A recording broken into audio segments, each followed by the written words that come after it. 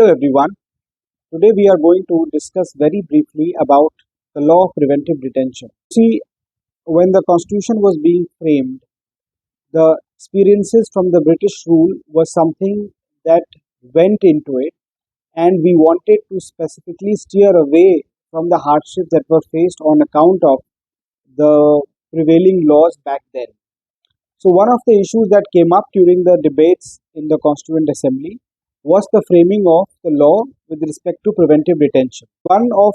the conscientious dissenters, as the Supreme Court calls him, was Mr. Bakshi Tekchand. Now, he did not want the preventive detention law to get in there in the same form as it was there, and in fact, he was very opposed to it. So, he suggested that at least the law should allow a right to the person being detained preventively to make a representation to the government.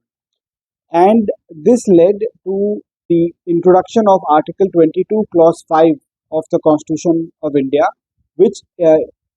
is very importantly contained in Part 3 of the Constitution, Part 3 that deals with fundamental rights. Now, so one of the things that restricts the power of the government is Article 22 Clause 5,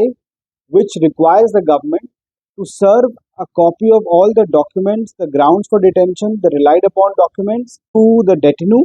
and give him the right to make that representation. So, and the Supreme Court has interpreted the right to get the documents and the grounds on the basis of which the person is being detained to be communicated to the detainee as soon as possible, almost immediately, and the same must be such that the person to whom those grounds are served, that is the detainee, is in a position to make a representation. So the difficult laws that we have, such as the National Security Act or the Jammu Kashmir Public Safety Act or the Kerala's Social Behaviours Act and the Coffee Posa, all of these legislations contain specific section dealing with the obligation of the government, one, to immediately provide a copy of the grounds and the documents upon which the detention order is based to the detainee almost immediately, and if that condition is not followed, then it leads to invalidation of the detention order itself. It also ensures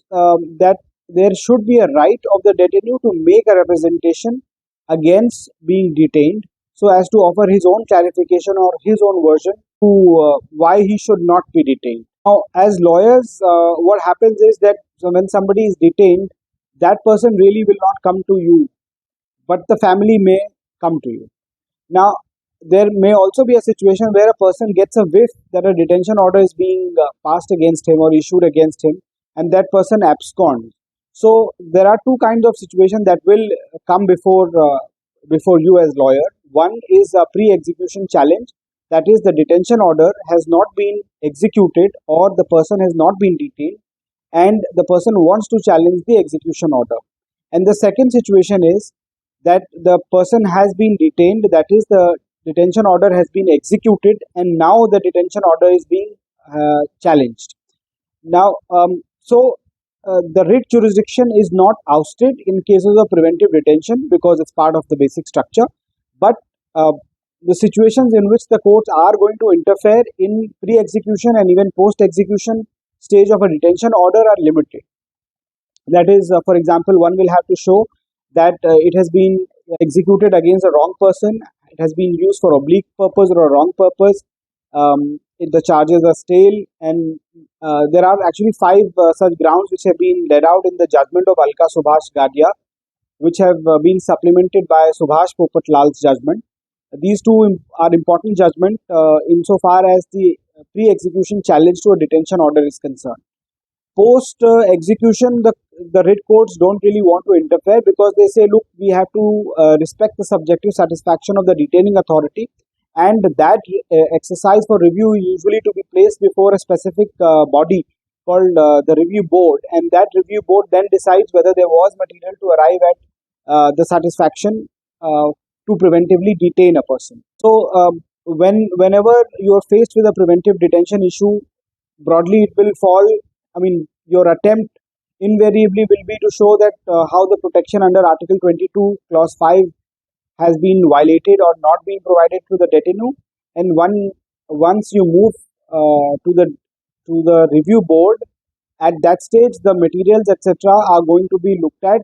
to examine their sufficiency and relevance to arrive at a finding. I mean that examination is really in the realm of administrative law, and of course at the backdrop of both these exercises, either at the 226 jurisdiction level or at the level of review board, one has to keep in mind that it's the liberty of the individual that is supreme, and that is the guiding factor, and the courts and the review board are there to protect the liberty of the individual. Thank you.